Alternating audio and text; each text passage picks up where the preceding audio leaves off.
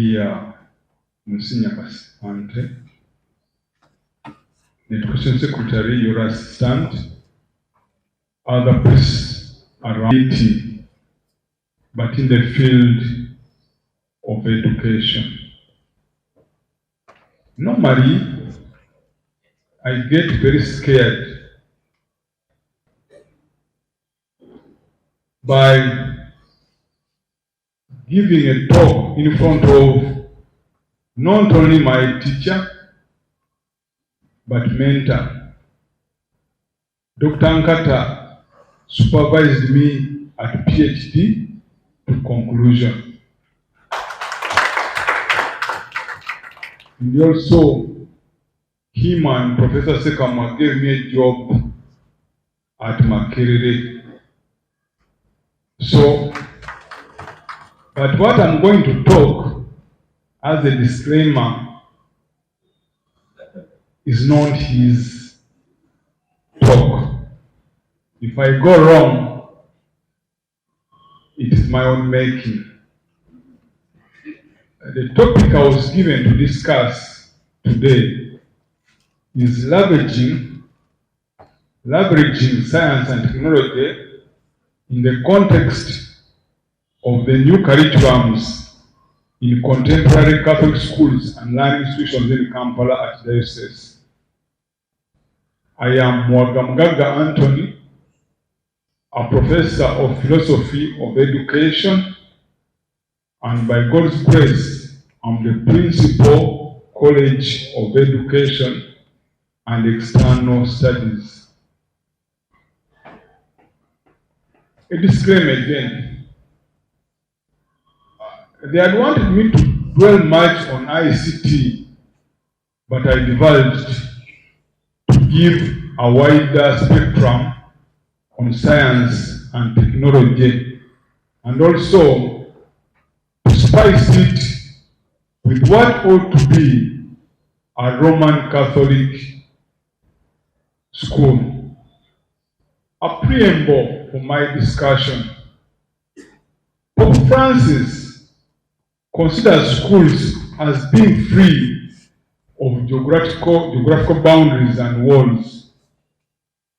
And he says that each school is a platform for drawing close children and young people to God. And also says that a school is a privileged place of personal development for children and other stakeholders. By implication, it means that children learn from the school, the teachers learn, the head teachers learn, and even you, members of board and school management committees, you learn, according to Pope Francis. Some gentleman said that a Catholic school is in big trouble when folks can detect no discernible gospel bias in the education it offers. I want to thank Professor Nkata for the great paper he has presented on transformational servant leadership. And somewhere I'm going to ask us a number of questions in my introduction. And I begin by noting that today, Catholic founded schools and institutions are facing a plethora of challenges, and there is a fear of an intricate challenge of a possibility of a drift from the Catholic Church mission. Of course, the main mission of a church, Catholic, is to spread the kingdom of God to all, irrespective of their social, political, and economic status. So I want to ask us a question. All of you, where you are seated, are Roman Catholic founded schools still Roman Catholic? Ask yourself where you are coming from. Is your school still Catholic? Number two, who are the stakeholders in your school? And what are the roles of the various stakeholders? Number 4, what are the key ingredients on achieving, sustaining excellent academic performance in a Roman Catholic school or institution of learning? And then the other question, can the current Catholic schools institution leverage science and technology in the contemporary Uganda? And finally, my last question for discussion will be, how does the new school curriculum impact on the mission of the Catholic Church and its people?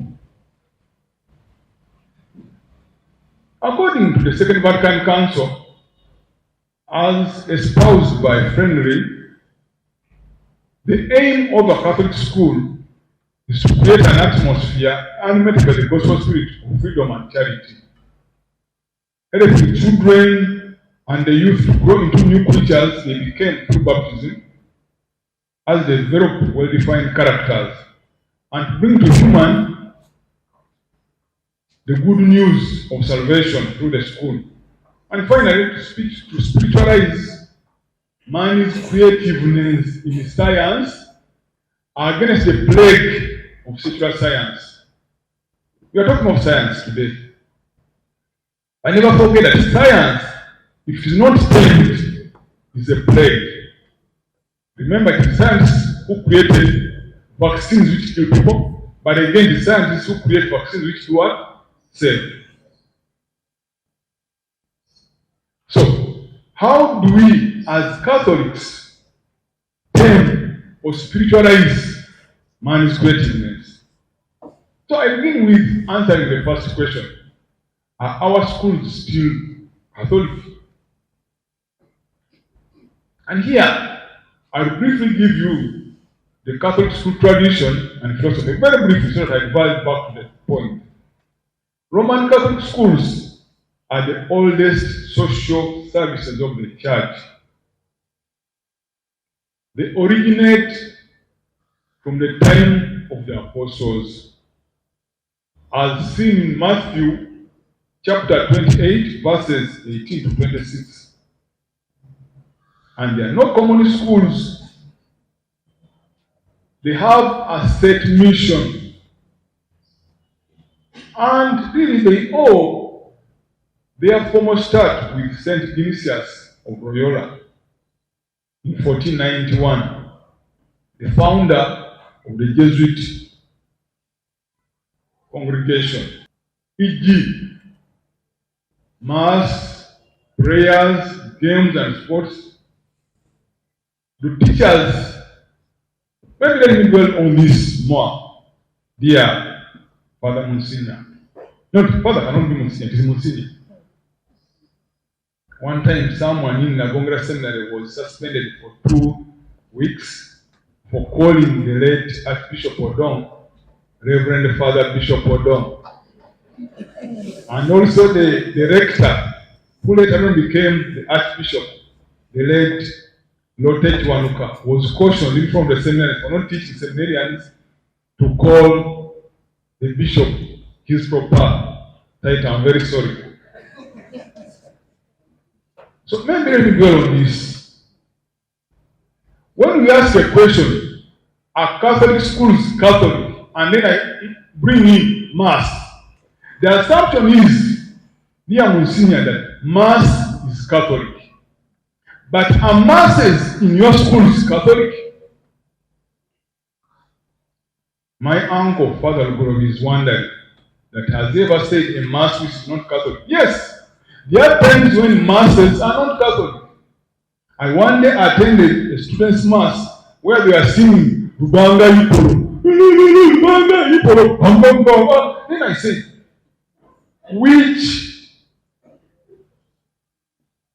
who gave permission to this highly Pentecostal song to be sung in a Catholic Mass?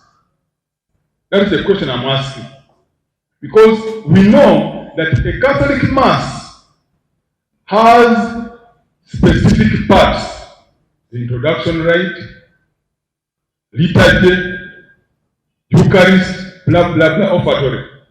But then you find students singing an offertory song at the introduction.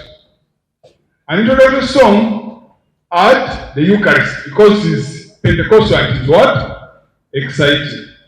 So who is to make the Catholic school mass Catholic?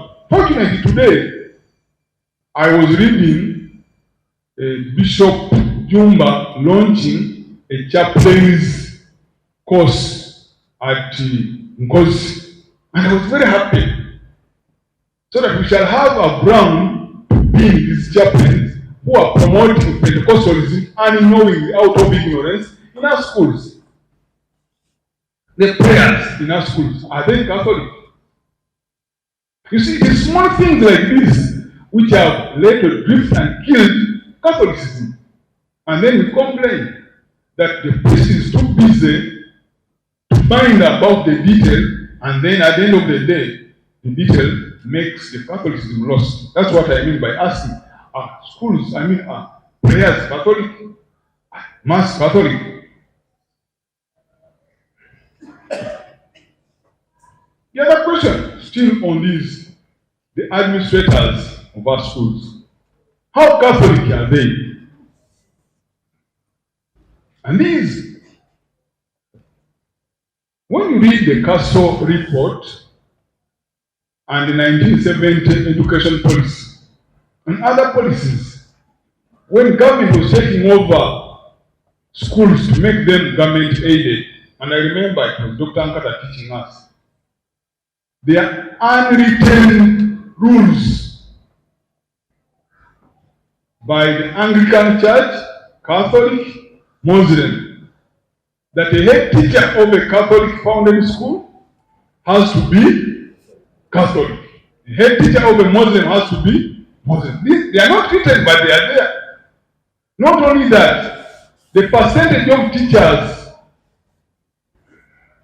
in a Catholic school should not exceed 50% non-Catholic.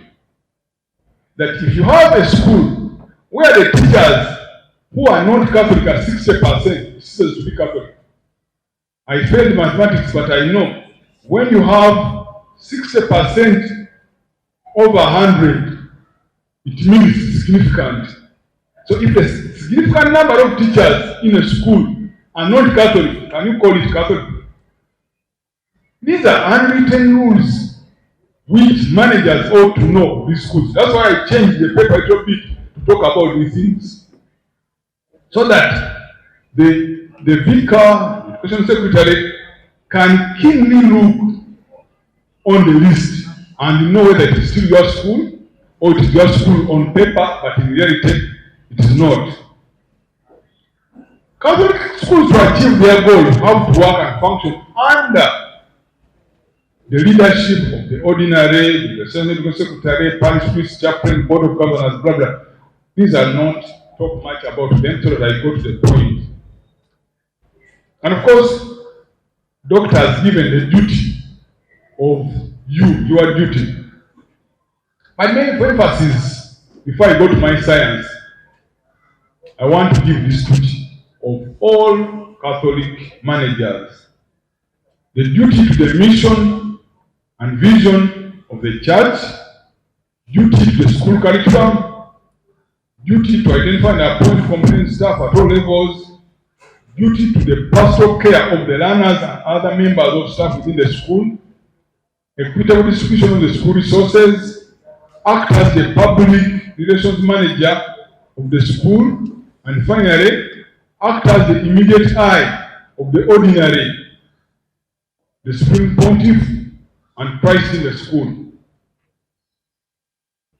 There are many things we wish to do as who work in Catholic schools. But always remember that whatever you do, the person you're embarrassing is not Dr. Father Chiruma or the vicar. It is the Archbishop. And when you embarrass the Archbishop, you're embarrassing the Supreme Pontiff, the Pope. When you embarrass the Pope, you are embarrassing Christ. Fortunately, we've not had cases of head teachers, boards, raping students or teachers. But if they did it, God forbid, you would have embarrassed the church. Let me rush again very fast to mention some of the challenges before I go back to science. And I call them challenge to Catholic education and identity. Number one, there are allegations that some Roman Catholic founded schools engage in examination malpractice to create superficial, excellent, pupil-studied student performance in national examination. How is this done? It is alleged, Monsignor, that these people sell students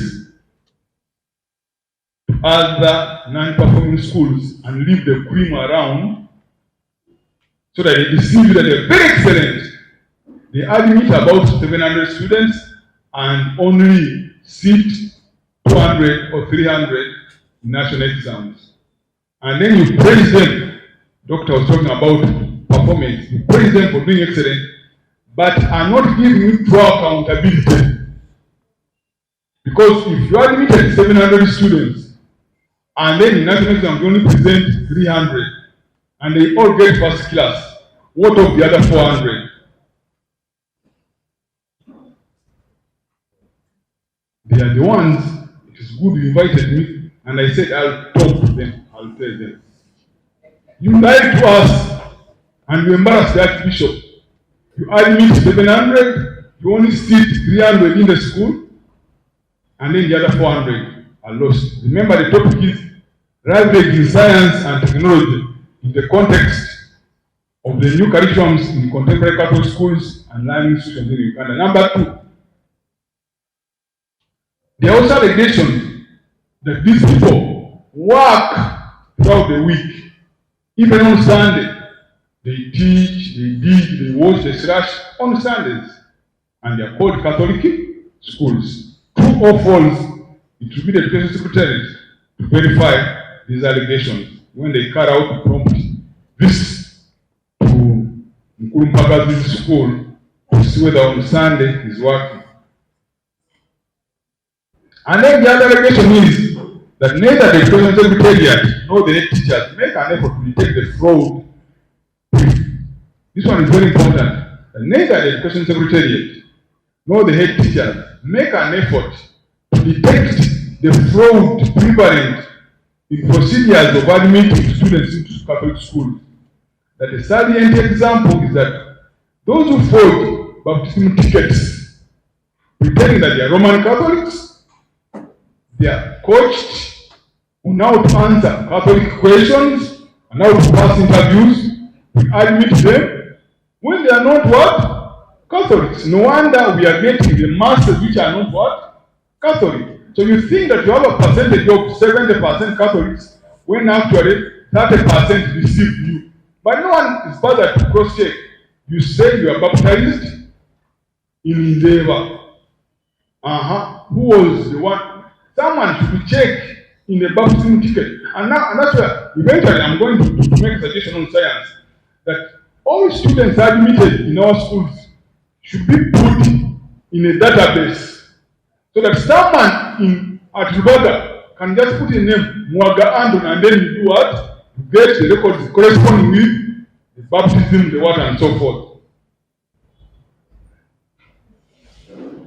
The other one, allegation that almost all Catholic founded schools, whether private or governmental, are functioning in isolation of the local community.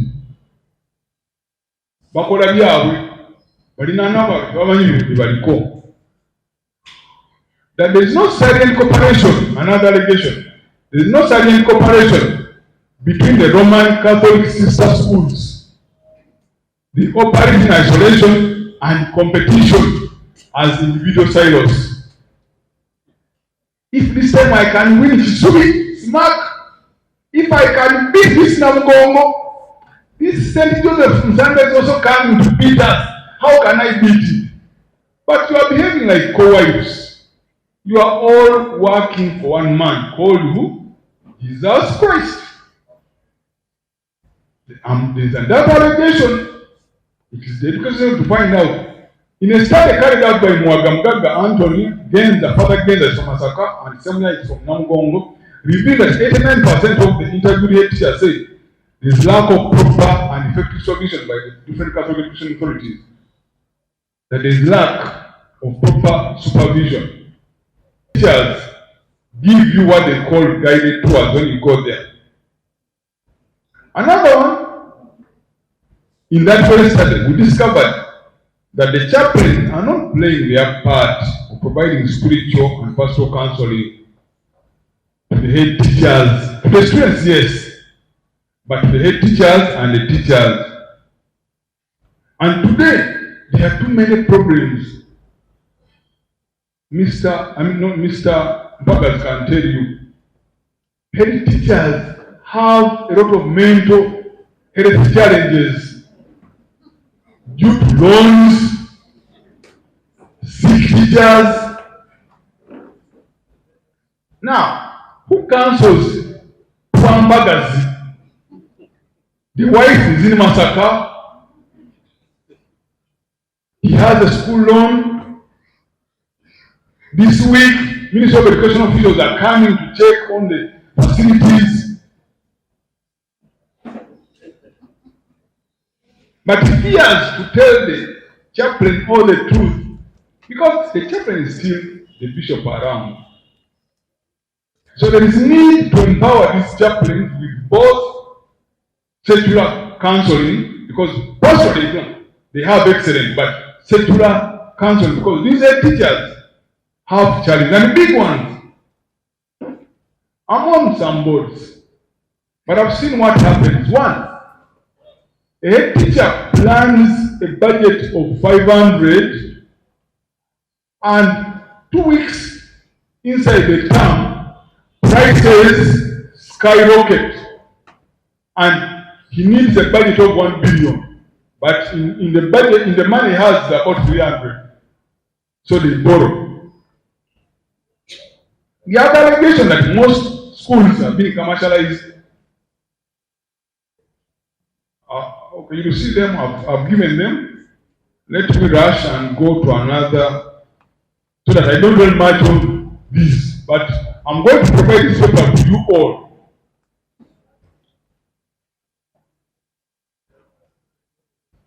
All right, let me go to so that I don't over-delay on that.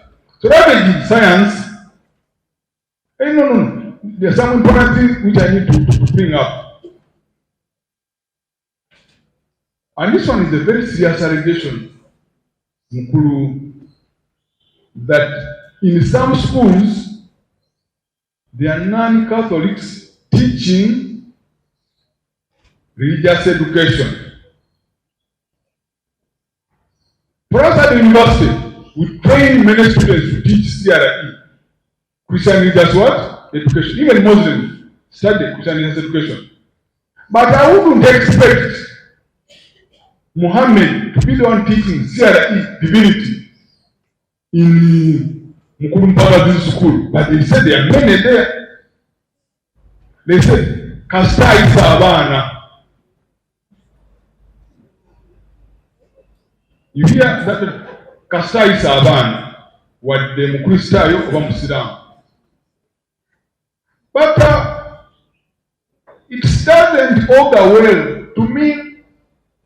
In as much as I Saban, I would have loved that this man who knows a bit of catechism should be the one to teach Christian religious education in our institution.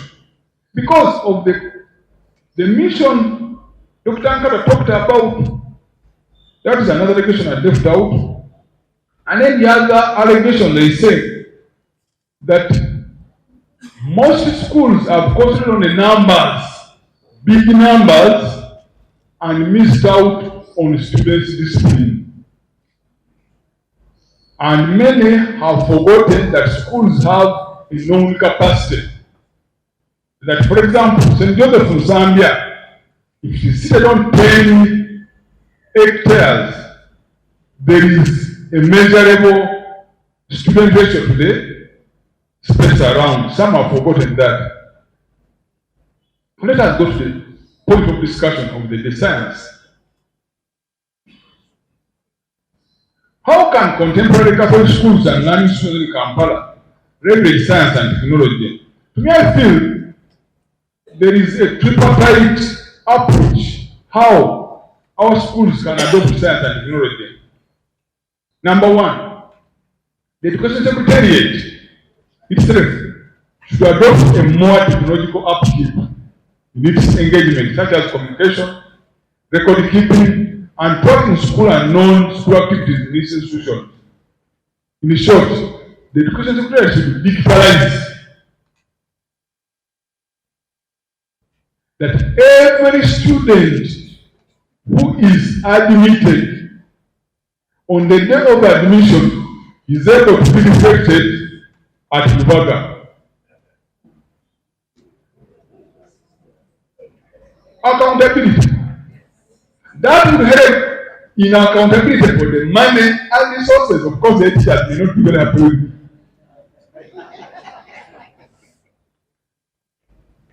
But that's what we do in Makerere and other institutions, that when you admit a student, the system captures that student and it is seen everywhere. Even when a student pays in the bank, everyone is able to know that this one has paid. They have brought us, I'm a principal of a college, and I'm an accounting officer. I carry a vote. They knew that accounting officers were smart, they would go to procurement, eat something, kadogo. Now they have brought also digital procurement. You don't sign on paper, you sign on the system. But I think that will sort out many problems. That as soon as Mr. Mugagga admits a student, Mugagga is able to know that Mr. Mugagga has 100 children in senior 1. And the bank record also is fed to the system. Number 2, intentional teaching of science, vocational and technology in all church-founded schools, right from primary to high institutions of learning. And I'll give the grant for that. And finally, utilizing the church-founded vocational and technical institutions to promote science. I also give that. So what is science? Science that are not defined, you know it. The new curriculum, I'm going to remember to give you a bit of them. Given my audience, which is among others, the head of learning institution, management of Kampala Archdiocese, I take a kind of genetic look at the curriculums. The curriculum is a collection of all that children, students learn in and outside the classroom, but within the guidelines of National Council, NCDC, etc. So, when we talk of science and technology, we need to go back a little bit on the history of our education from 1877 to 1989. The European missionaries who brought us education introduced education which was vocational, technical. Unfortunately, I'm on page 8, unfortunately, the Council report, the education policies destroyed that initial education.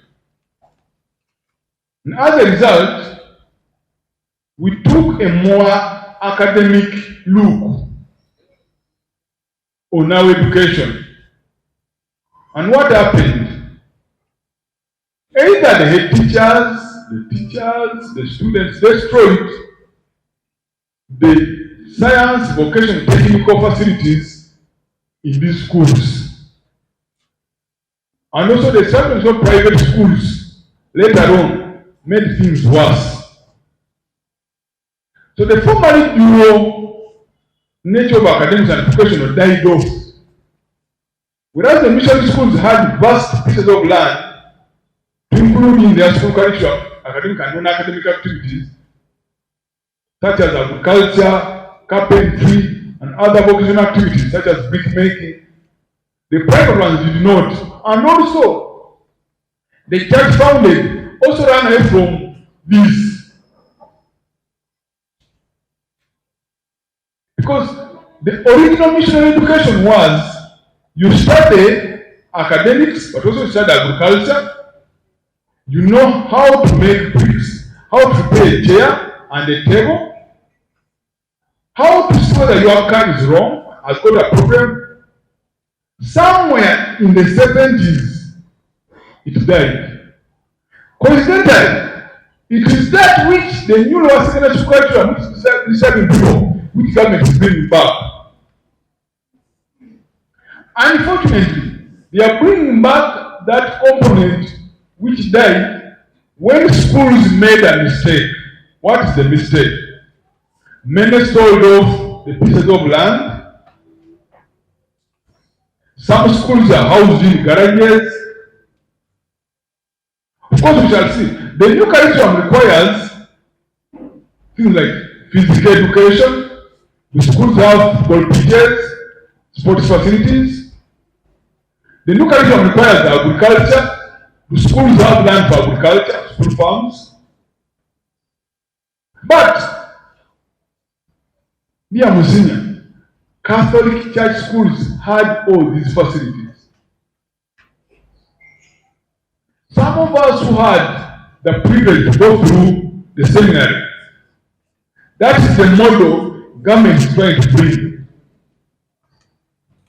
Children go to school in the morning, study a little bit, and in the afternoon go to the garden, go for sports, and so forth. But can it happen now? All of you in your various schools, do you still have the land? Kulmunger is laughing. St. Peter, do you have the land? So what are you going to do? But I'm going to give suggestions, which to me would force all these teachers to work together.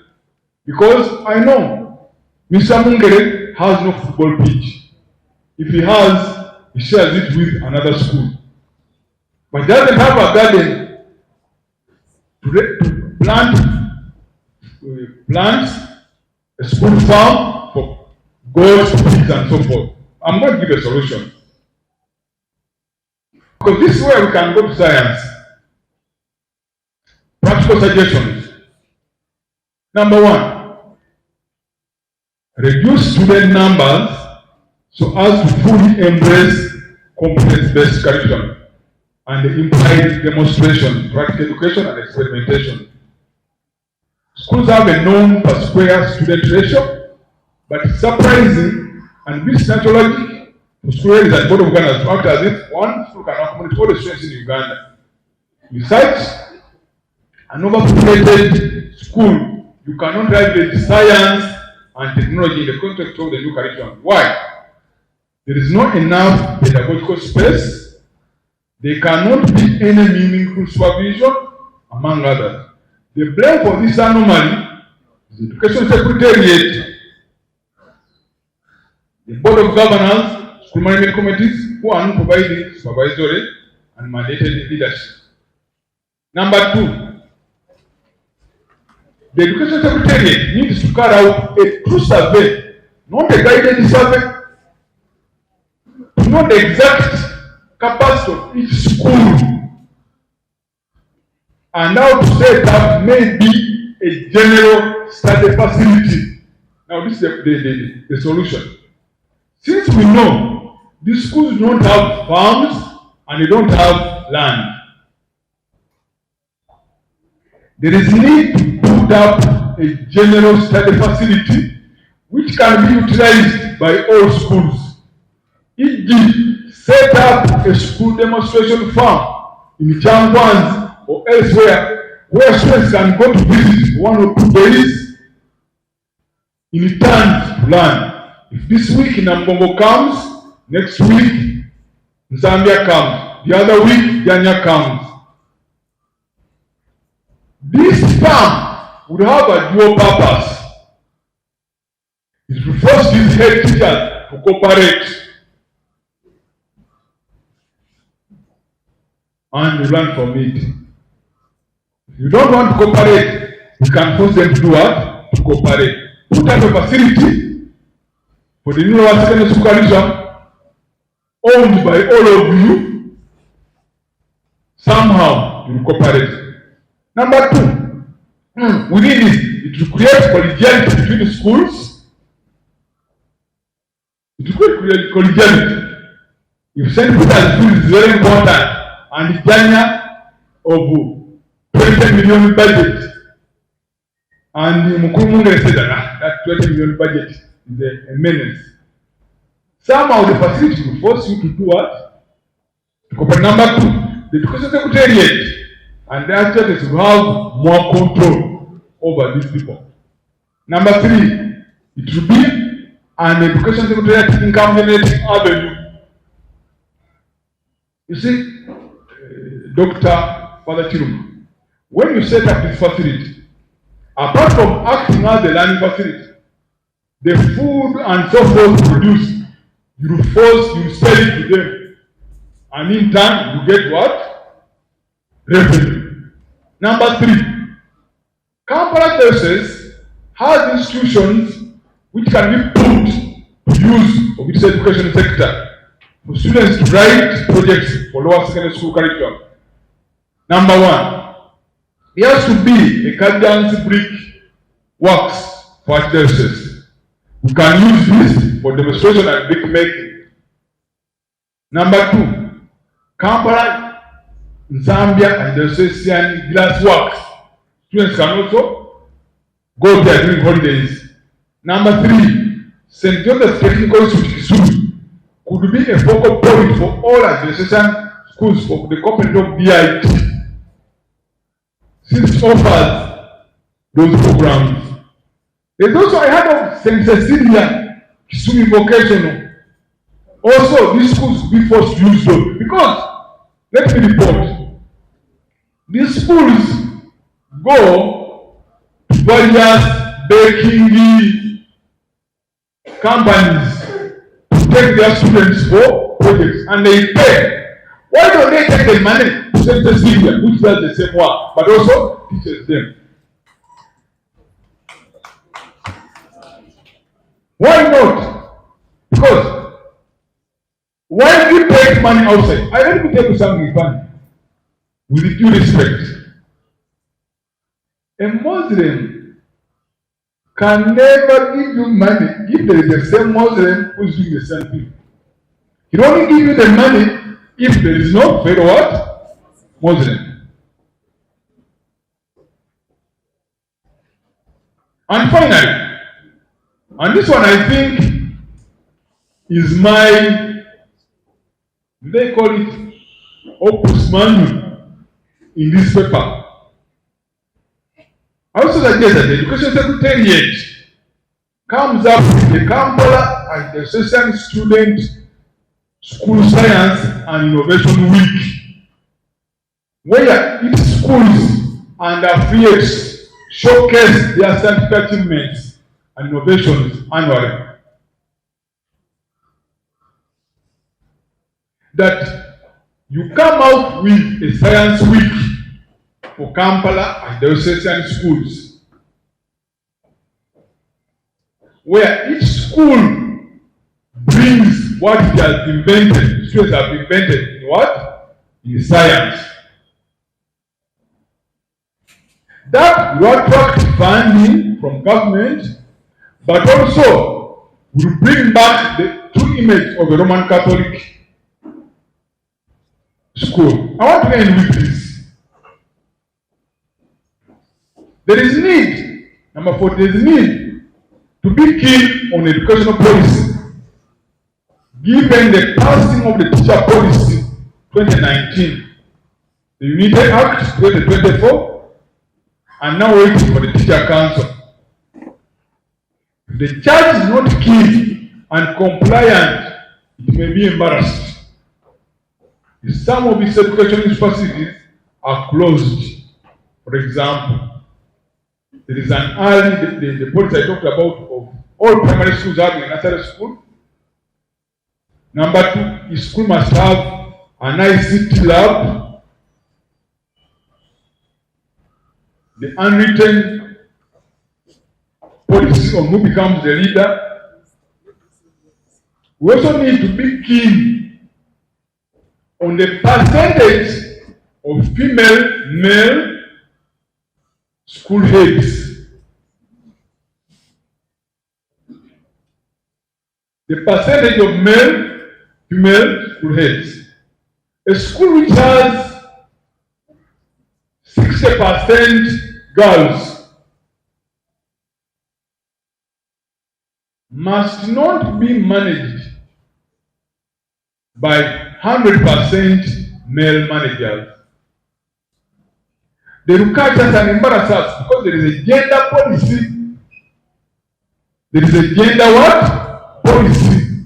Whereby they say, if the school head is male, the deputy has to be female in a mixed school. But I've seen around some of the schools, you somehow look aside. Now, those things look okay when there is no case. I'll give you an example as I wind up.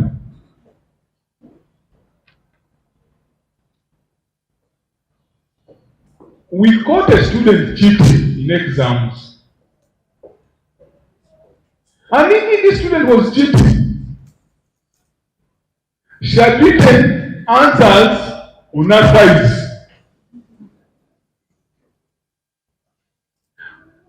We became very tough, removed their paper, flushed her outside. And next went to the irregularity committee to have the student dismissed from the what? The university. We succeeded. The student was dismissed. After 1 year, we are called in courts of law. Like the university steps in.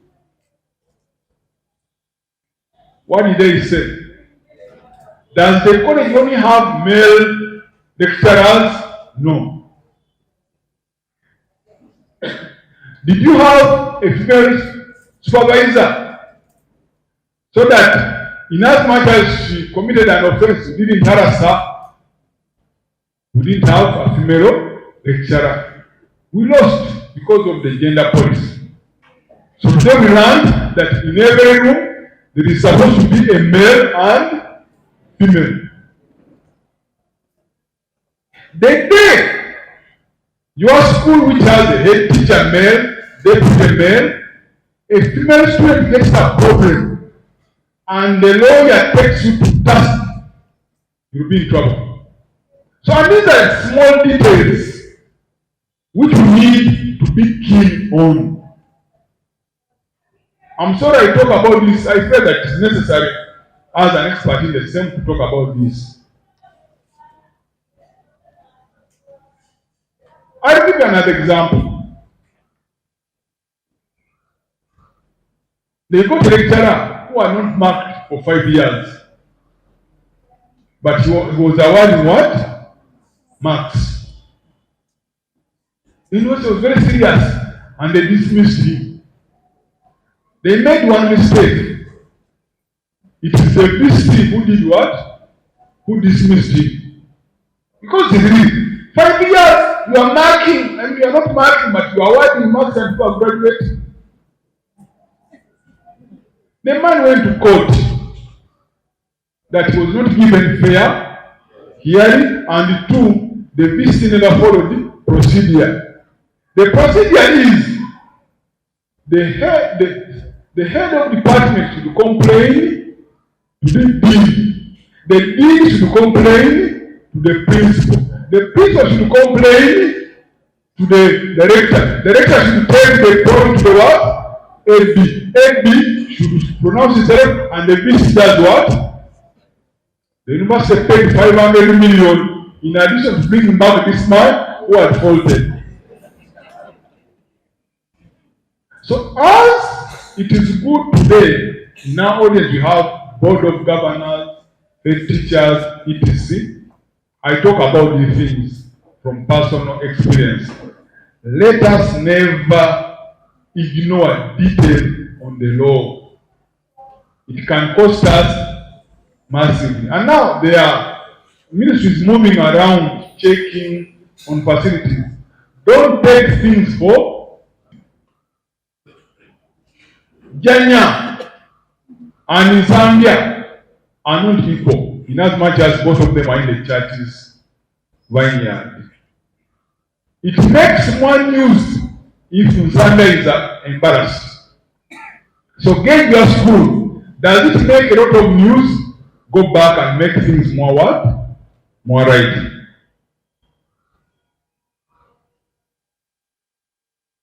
I want to end with this. To you members of the board, management committees, and then our bosses, the cost of running a school has increased drastically in terms of pedagogy, facilities, such as more laboratories, more field trips, more field trips by children and teachers, retooling of students and teachers. That these teachers every now and then have to take teachers to be told what to do, buying of data for internet, buying computers. Unfortunately, the Ugandan has not become any richer amid the high cost of education. So what should be done not to kick the poor out of the Catholic Church schools? I want to thank the Secretariat. I want to thank the Archbishop, the Vicar, Christian Secretary and his deputy, and all of you for inviting me and listening to what I've said. In as much as Kulumpakas and others wanted me to talk about ICT in the classroom, I stubbornly digressed to give a general paper. Why? ICT I can talk to teachers about it. But when you get a chance, the managers, and you talk about how children are accessing pornography, blah, blah, you are flogging a dead horse.